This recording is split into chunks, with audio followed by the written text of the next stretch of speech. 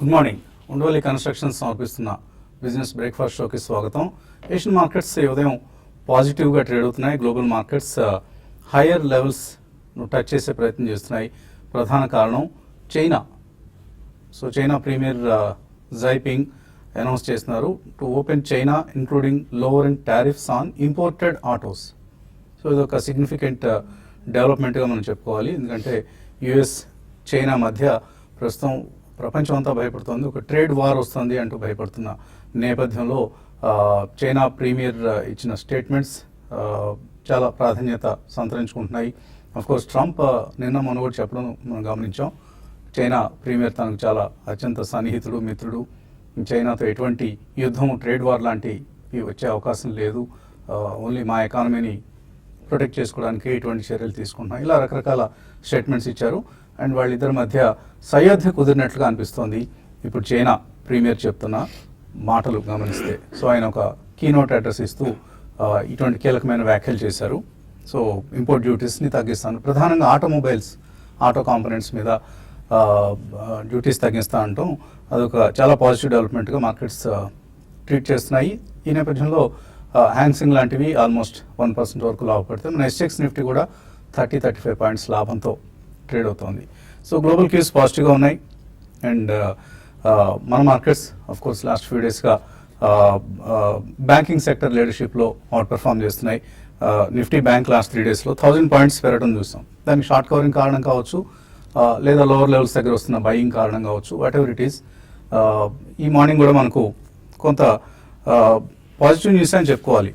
Shikha Sharma to vacate Axis banks corner room in December అంటూ ఇవాళ papers అన్నింటిలో కూడా ప్రధానంగా యాక్సిస్ బ్యాంక్ చీఫ్ ఎవరైతే ఉన్నారో సిఇఓ శిఖా శర్మ, సో ఆవిడ డిసెంబర్తో తాను రిజైన్ చేసి రిటైర్ అవుతానంటూ తన టర్మ్ ఎక్స్టెండ్ చేయొద్దు అంటూ చెప్పడం జరిగింది. సో అంతకుముందే ఆర్బీఐ 1 ఇయర్కి మించి టర్మ్ ఎక్స్టెండ్ చేయొద్దు అంటూ డైరెక్టివ్స్ ఇచ్చింది. సో దాన్ని ఆల్మోస్ట్ ఇక బోర్డు యాక్సెప్ట్ చేసినట్లే భావించాలి. అలాగే చందా కొచ్చర్ కూడా బహుశా త్వరలోనే వైదొలిగే అవకాశాలు ఉన్నాయి. So countries leading private sector banks axis bank, ICICI bank, ఈ రెండింటి చీఫ్స్గా మహిళలే ఉండడం అనేది మనం ఎప్పటికప్పుడు గర్వంగా చెప్పుకునే అంశం. కాకపోతే ఇద్దరు కూడా చాలా అన్సెర్మోనియస్ అంటాం మనం, చాలా బ్యాడ్ పరిస్థితుల్లో పదవుల నుంచి తప్పుకోవాల్సిన పరిస్థితి వస్తుంది. అది కొంతవరకు అవినీతి ఆరోపణలు ఉన్నాయా, లేకపోతే అవకతవకలు ఏమైనా జరిగాయా ఏమిటి అనేది మనకు భవిష్యత్తులో తెలుస్తుంది, ప్రస్తుతానికి తెలియదు. నార్మల్గా మనం అనుకుంటాం లేడీస్ ఏదైనా పదవిలో ఉంటే అవినీతి తక్కువగా ఉంటుంది, వాళ్ళు అవినీతికి తక్కువగా పాల్పడతారు, అసలు పాల్పడరు అని కూడా మనం అనుకుంటూ ఉంటాం. కానీ చందా కొచ్చర్, శిఖా శర్మ వీళ్ళు ఏం చేశారు? But both the ladies have done extremely well during their positions. Shikha Sharma almost 9 years ఉన్నారు. 2009లో పదవి చేపట్టారు యాక్సిస్ బ్యాంక్ సిఇఓగా. ఇప్పుడు డిసెంబర్తో అంటే ఆల్మోస్ట్ 10 years ఒక పదవీ కాలాన్ని నిర్వర్తించి చాలా అగ్రెసివ్గా యాక్సిస్ బ్యాంక్ని గ్రో చేశారు. అంతకుముందు పీజే నాయక్ ఉండేవారు. సో ఆయన యాక్సిస్ బ్యాంక్ని యూటీఐ బ్యాంక్ రోజుల నుంచి బాగా సాకిన మనిషి, ఆ సంస్థను పెంచిన మనిషి. ఆయన స్థానంలో శిఖా శర్మ వచ్చినప్పుడు ఈవిడ ఏం చేయగలదులే అని అనుకున్నారు. పీజే నాయక్ కూడా ఇన్ఫ్యాక్ట్ అపోజ్ చేశారు. But finally she has done a good job. కాకపోతే చివరి రోజుల్లో మాత్రం కొన్ని అవకతవకలు ఆర్బీఐ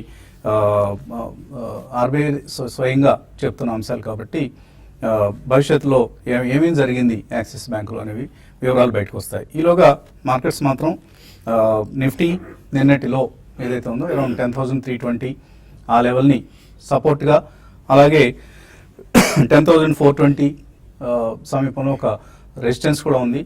సో 10,420 పైన కనుక నిలదొక్కగలిగితే మ్యాసివ్ షార్ట్ కవరింగ్ వచ్చే అవకాశం ఉంది. మేబీ 10,500, 10,600 వరకు కూడా వెళ్ళే అవకాశం ఉంది. కాబట్టి ఒక అప్ ట్రెండ్ మాత్రం ఇంటాక్ట్ కొనసాగిపోతుంది. షార్ట్ సెల్లర్స్ జాగ్రత్తగా ఉండాలి.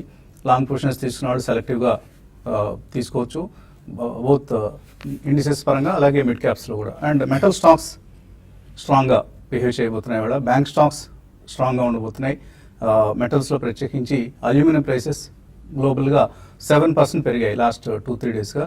సో ఇదంతా కూడా హిందాల్కో, వేదాంత ఇలాంటి కంపెనీస్కి it's a positive development. So ఆ 2 కంపెనీస్ బాగా లాభం పొందుతాయి. కాబట్టి మెటల్ కౌంటర్స్లో లాంగ్ పొజిషన్స్ తీసుకోవడానికి ఇది అనుకూలమైన సమయంగా భావించాలి. అనలిస్ట్ ఏమంటున్నారు అడిగి తెలుసుకుందాం. సో ఎటువంటి ట్రెండ్స్ మీరు ఎక్స్పెక్ట్ చేస్తున్నారు? యా డెఫినెట్లీ అండి. లాస్ట్ 5 days మనం చూస్తే మాత్రం immense resilience to positiveness in the market కనిపిస్తుంది. అంటే కొనుగోళ్ళు అనేది డెఫినెట్లీ మనకు కనిపిస్తున్నాయండి. అండ్ అక్రాస్ ద బోర్డ్ మనకి కొనుగోళ్ళు కనిపిస్తుంది. ఎందుకంటే bank Nifty one of the most important constituents of Nifty, అది కూడా చాలా స్ట్రాంగ్ గా పెరిగింది లాస్ట్ 5 to 7 ట్రేడింగ్ సెషన్స్ లో. కాబట్టి I think across the board buying అనేది కనిపిస్తుందని చెప్పాలి. So is it the fresh buying in April for the new year 2019 March? Maybe that's one reason. And secondly మీరు అన్నట్టు in case key indices levels ఏదైనా cut అయ్యి పైన trade అయితే 2-3 days definitely there is a bout of strong short covering అనేది చెప్పుకోవచ్చు. ఎందుకంటే కొన్ని సెక్టర్స్ చాలా రెసిలియన్స్ కూడా కనిపించాయి మనకి లాస్ట్ 1 month లో. ఆటోమొబైల్స్ కానివ్వండి, మిడ్ క్యాప్ ఐటీ కానివ్వండి, ఈవెన్ ఫార్మా కిందికైతే డెఫినెట్లీ పడట్లేదు, బట్ స్లో సీమ్లెస్ బయింగ్ అనేది డెఫినెట్లీ ఫార్మా కౌంటర్స్ లో జరుగుతుంది. అలాగే ఇతరత్ర బ్యాంక్స్ లో private bank NBFCs last 10-15 days లో చాలా షార్ప్ గా పెరిగాయి. మోర్ దెన్ 20-25% మెనీ ఎన్బిఎఫ్సిస్ పెరిగాయి. సో ఇలా మనకి సీమ్లెస్ బయింగ్ అనేది మెల్లిమెల్లిగా కనిపిస్తుంది. Though not in a rush, ఒక్కరోజు ఒక సెక్టర్ బాగా పర్ఫార్మ్ చేసి నెక్స్ట్ డే పడిపోవడం ఇట్లా కాకుండా. So all in all I think there is some definite buying going on which is not appearing to the normal I. All I can say is okay, result season start అయింది, almost start అయింది. Next week నుంచి అన్ని flows కూడా మొదలవుతాయి. కాబట్టి I think చిన్న చిన్న reactions లో I think one can buy అండి ఆప్టికల్లీ, ఆర్ మేబీ ఈవెన్ ఈ సీజన్ కి మాత్రం అయితే ద వర్స్ట్ ఈజ్ ఓవర్ అనే కనిపిస్తుంది. Monsoon news is very good from Skymet as well as IMD. So next అంచనాలు అనేది వాళ్ళది మేలో వస్తాయి. ఐ థింక్ ఓవరాల్ మాన్సూన్ బాగుండి కార్పొరేట్ రిజల్ట్స్ బాగుంటే మాత్రం I think we have done for the worst in this calendar year అనే చెప్పుకోవచ్చు. So start buying on every dip. Don't by completely in one go. 2 or 3 price points లో కొనొచ్చు. Majority sectors perform చేస్తాయి, majority stocks కూడా perform చేసే అవకాశం ఉంది. Leave all the junk stocks, NCLT, IBC20 పక్కన పెట్టి, SMS స్టాక్స్ ఇవన్నీ కూడా పక్కన పెట్టి రీషఫిల్ చేసుకున్న వాళ్ళకి కూడా it's one of the finest opportunities. But go head and buy quality stocks in every decline. So ఇంట్రాడేలో ట్రేడర్స్ కి ఎటువంటి అడ్వైస్ ఇస్తారు? ఈ రోజు మళ్ళీ ఇంకొక చిన్న గ్యాప్ అప్ ఓపెనింగ్.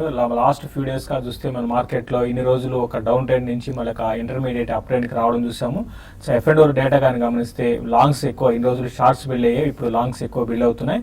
కాబట్టి బై అండ్ డిప్స్ అని చెప్పొచ్చు. At the same time sell and rallies కూడా, ఎందుకంటే క్లోజ్ ఇప్పుడు మనకి ఆల్రెడీ లోస్ నుంచి 200-300 పాయింట్స్ పెరిగింది. కాబట్టి 10,420 ఆ లెవెల్స్ కానీ దాటకపోతే నెక్స్ట్ ఫ్యూ డేస్ లో మళ్ళీ మార్కెట్ లో ఒక చిన్న రివర్సల్ రావచ్చు. అయితే పానిక్ సిచ్యువేషన్ అయితే ప్రస్తుతానికి లేదు. బై అండ్ డిప్స్ కానీ చెప్పొచ్చు. అయితే స్టాక్ స్పెసిఫిక్ యాక్షన్ ఉంటుంది. ఒకటి ఏసీసీని ఒకటి 1540 పైన సస్టైన్ కాగలిగితే బయింగ్ వెళ్ళమని చెప్తాను. 1566 ఆ లెవెల్ ని టెస్ట్ చేయొచ్చు. ఎవ్రీ డిప్ లో 1536 పైన ఉన్నా కూడా ఒక అంటే ఈరోజు గ్యాప్ అప్ వచ్చినప్పుడు 151540 పైన సస్టైన్ అయితే బై చేయొచ్చు. 1536 దగ్గర స్టాప్ లాస్ పెట్టుకోమంటాను. ఓవరాల్ గా ఒక 20 నుంచి 25 రూపీస్ దాకా పెరగడానికి అవకాశం ఉంటుంది. తర్వాత సెల్లింగ్ విషయానికి వస్తే బీపీసీఎల్ ఒకటి లాస్ట్ ఫ్యూ డేస్ గా మనం చూస్తున్నాము చాలా స్ట్రాంగ్ గా ఆయిల్ మార్కెటింగ్ కంపెనీస్ పెరిగాయి. బట్ ఈ రోజు కొంచెం ఆయిల్ మార్కెటింగ్ కంపెనీస్ లో ప్రాఫిట్ బుకింగ్ రావడానికి అవకాశం ఉంటుంది. ఎవ్రీ ర్యాలీస్ లో బీపీసీఎల్ ఇంట్రాడే కోసం సెల్ చేయమని చెప్తున్నారు. వాళ్ళు ఇంట్రాడే కోసమే, పొజిషనల్ కాల్ కాదు. తర్వాత బ్యాంకింగ్ స్టాక్స్ లో పిఎస్యూ బ్యాంక్స్ లో ఈ రోజు హయ్యర్ లెవెల్స్ లో కొంచెం ప్రాఫిట్ బుకింగ్ రావడానికి అవకాశం ఉంటుంది. వాటిలో కూడా షార్ట్ టర్మ్ కి అంటే రీసెంట్ గా ఎవరైనా F&Oలో కానీ మళ్ళీ షార్ట్ టర్మ్ పొజిషన్ తీసుకున్న వాళ్ళు కొంచెం ప్రాఫిట్ బుక్ చేసుకోమంటాను. తర్వాత ప్రైవేట్ బ్యాంక్ లో ఐసిఐసిఐ బ్యాంక్ ఒకటి కూడా కొంచెం ఈ రోజు వీక్ ఉండే అవకాశం ఉంది. దాంట్లో కూడా సెల్లింగ్ పొజిషన్ తీసుకోవచ్చు. అరవింద్ ఒకటి షార్ట్ ఈ రోజుకి ఈవెన్ షార్ట్ టర్మ్ కూడా కొంచెం ఒక చిన్న స్మాల్ అప్ ట్రెండ్ రావచ్చు. కాబట్టి అరవింద్ లో బయింగ్ పొజిషన్ వెళ్ళమంటాను. బ్యాంక్ నిఫ్టీ టువర్డ్స్ 25,240 లెవెల్స్ వైపు వెళ్తుంది. 25,200 దగ్గర రెసిస్టెన్స్ ఉంది. అది కానీ క్లోజర్ గా అక్కడికి వచ్చినప్పుడు బ్యాంక్ నిఫ్టీలో 24,400 దగ్గర స్టాప్ లాస్ పెట్టుకొని సెల్ చేయమంటారు పొజిషనల్ ట్రేడర్స్. ఈ రోజు కానీ కాదు, బట్ ఓవరాల్ గా ట్రెండ్ కానీ చూసుకుంటే షార్ట్ టర్మ్ అయిన తర్వాత కన్సాలేషన్ లో ఉండొచ్చు. నిఫ్టీకి 10,420 400 దగ్గర రెసిస్టెన్స్ ఉండొచ్చు అండి. ఓకే, సో ఒక న్యూస్ అందుతోంది మనకు. Let them display first.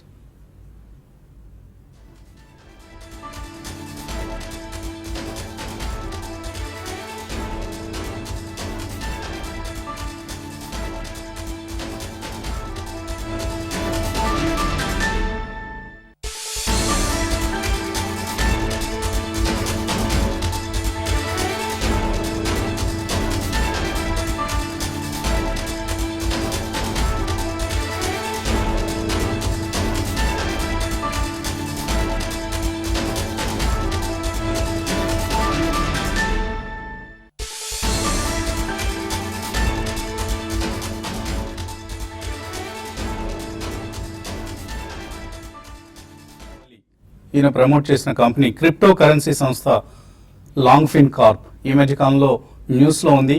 So long ఫిన్ కార్ప్ ఇంత క్యాపిటలైజేషన్, మార్కెట్ క్యాపిటలైజేషన్ సృష్టించింది, సంపద ఇంతగా పోగుపెట్టింది అంటూ రకరకాల వార్తలు గతంలో వచ్చాయి. సో ఈ సంస్థను ప్రమోట్ చేసింది, లాంగ్ ఫిన్ కార్ప్ను ప్రమోట్ చేసింది ప్రవాస తెలుగువాసి వెంకట్ మీనవల్లి.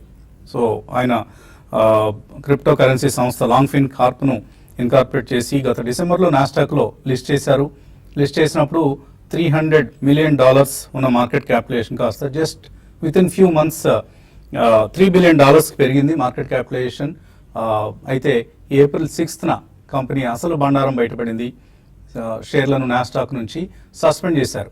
సో యుఎస్ మన సెబీ కంటే కూడా చాలా స్ట్రిక్ట్గా ఉంటుంది US SEC, securities exchange commission. So US SEC ఈ నెల 6వ తేదీ నుంచి నాస్డాక్లో లాంగ్ ఫిన్ కార్ప్ షేర్స్ ట్రేడింగ్ను సస్పెండ్ చేసి ఎంక్వైరీ చేస్తున్నారు.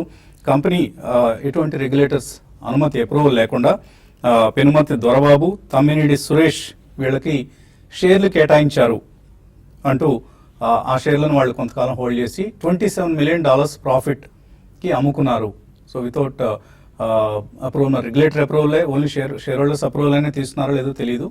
సో ఓవరాల్గా ఈ మొత్తం ఫ్రాడ్ మీద యుఎస్ఎస్సిసి దర్యాప్తు చేస్తుంది.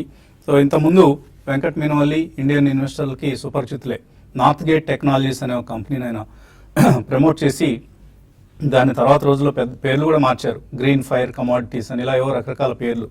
సో ఆ తర్వాత యుఎస్లో ఈ లాంగ్ ఫిన్ కార్ప్ను ప్రమోట్ చేయటం, ఆ కంపెనీ ఇప్పుడు ఫ్రాడ్కి, స్కామ్కి పాల్పడటం అనేది యుఎస్ఎస్సిసి దర్యాప్తు చేస్తున్న అంశం. అయితే వెంకట్ మీనవల్లి అంతకుముందు bharatstudent.com అనే ఒక వెబ్సైట్ను కూడా ఇక్కడ ప్రమోట్ చేసి ఇన్వెస్టర్స్ నుంచి, ప్రైవేట్ ఈక్విటీ ఇన్వెస్టర్స్ నుంచి, ఇటు రిటైల్ ఇన్వెస్టర్స్ నుంచి కూడా డబ్బులు ఇబ్బడి ముబ్బడిగా సేకరించి ఆ తర్వాత ఆయన మాయం కావడం అనేది ఎప్పటికప్పుడు ఆయన చేసే స్కామ్ల పర్వం అన్నమాట. అది ఒకదాని తర్వాత ఒకటి సీరియల్ ఎంటర్ప్రెన్యూర్ అంటాం కదా, అలాగే సీరియల్ స్కామ్స్టర్. సో వెంకట్ మీనవల్లి ఇప్పుడు గతంలో కూడా మనం TV5లో ఒక 5-6 సంవత్సరాల క్రితం చాలా పెద్ద ఎత్తున ఇటువంటి కథనాలు ప్రసారం చేసినప్పుడు మా ఆఫీస్కి వచ్చి ఆయన TV5 ఆఫీస్కి మేము ఏమి తప్పులు చేయలేదు అంటే బుకాయించే ప్రయత్నం చేశారు. సరే 1 year టైం ఇస్తున్నాం, ఈలోగా మీరు ఏం చేస్తారో సాధించనంటే ఆయన లాంగ్ ఫిన్ కార్ప్ అనే కంపెనీ పెట్టడం, క్రిప్టో కరెన్సీ కంపెనీ, అది బాగా మార్కెట్ క్యాప్ పెరిగింది అంటున్నప్పుడు మనమేమన్నా ఎక్కడైనా చిన్న తప్పు చేసామా అనే లోపల ఒక చిన్న సందేహం అలా తారట్లాడింది. కానీ ఇప్పుడు మళ్ళీ ప్రూవ్ అవుతుంది మనం right, Venkat Meenavalli is always wrong అని. So he always tries to rob the public, rob the investors. So అటువంటి ఘనుల దుష్కృత్యాలను మనం ఎప్పటికప్పుడు బయటపెడుతూ ఉంటాం. జాగ్రత్తగా ఉండాలి ఇటువంటి వాళ్ళు ప్రమోట్ చేసే కంపెనీస్ని. చాలా ఉన్నాయండి ఇటువంటి కంపెనీస్, మనం ఎప్పటికప్పుడు లిస్ట్ అనంతంగా అలా చెప్పుకుంటూనే ఉంటాం. ప్లస్ వాళ్ళ మీద ఎవరి మీద మనకు కోపం లేదు, కానీ ఇలా ఇన్వెస్టర్స్ డబ్బు నష్టపోకూడదు అన్నది మన ప్రధానమైన లక్ష్యం. So be careful about such companies. ఇప్పుడు యూఎస్లో లాంగ్ ఫిన్ కార్ప్ కాబట్టి మనం ప్రత్యక్షంగా మోసపోయేది లేదు. కాకపోతే గతంలో నార్త్ గేట్ టెక్నాలజీస్ లాంటి కంపెనీస్లో ఇన్వెస్ట్ చేసి మోసపోయిన ఇన్వెస్టర్స్ చాలామంది ఉన్నారు. మనకు బ్రిలియంట్ సెక్యూరిటీస్ ఆ మధ్య స్టాంపేడ్ క్యాపిటల్ అనే పేరుతో మళ్ళీ మరొకసారి ముంచింది చాలామందిని ఇన్వెస్టర్స్ని. ఇలా చాలా కంపెనీస్ని ఎప్పటికప్పుడు గమనిస్తూ ఉండాలి. ఎస్ఎంఎస్ రూపంలో వచ్చే కంపెనీస్ వాళ్ళకి అస్సలు వెళ్ళొద్దండి ఎవరు కూడా. అన్నీ మన డబ్బు కాజేసేందుకు మాత్రమే వాళ్ళు అటువంటి ఎస్ఎంఎస్లు పంపిస్తారు. ఎవరైనా కొత్తగా మార్కెట్స్లో ప్రవేశించిన వాళ్ళు అవి చూసి మోసపోయే అవకాశం ఉంటుంది. లాంగ్ టర్మ్ నుంచి ఉన్న వాళ్ళకి ఎవరికి కూడా అందరికీ తెలుసు, they don't normally by those shares. But కొత్తగా వచ్చిన వాళ్ళకి ఏదో ఇందులో ఎంతో కొంత లాభం రాకపోతుందా అన్న ఉద్దేశంతో ఎంటర్ అవుతుంటారు. ఈ చిన్న విరామం తర్వాత ఇన్వెస్టర్స్ నుంచి కాల్స్, మెయిల్స్ తీసుకుందాం.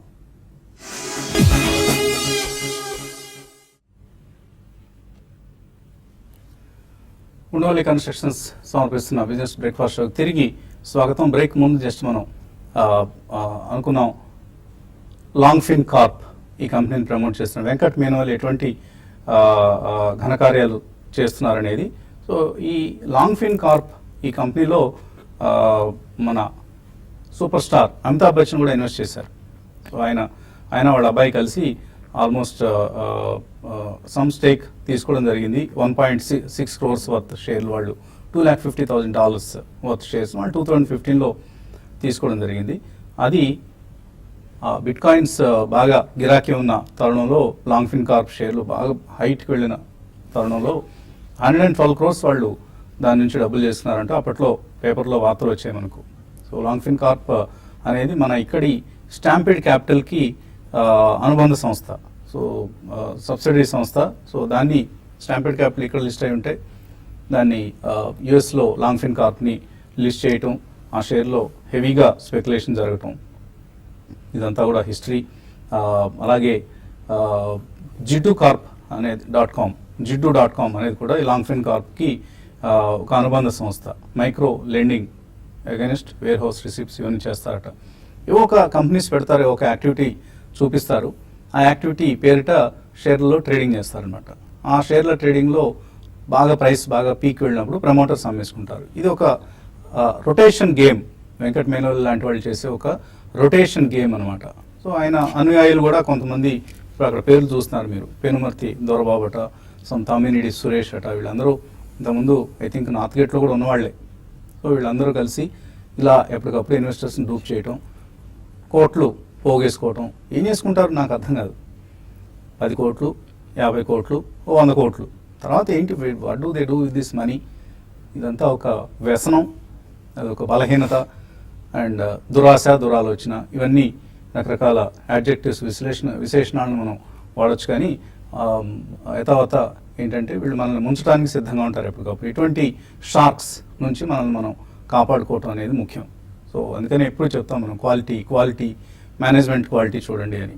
సో ఇటువంటి పూర్ క్వాలిటీ ఉన్న వాళ్ళ జోలికి మాత్రం ఎప్పుడు ఎట్టి పరిస్థితుల్లోనూ వెళ్ళరాదు. అది మనం గుర్తుంచుకోవాల్సిన ఒక పాఠం ఇటువంటి ఉదంతాల నుంచి.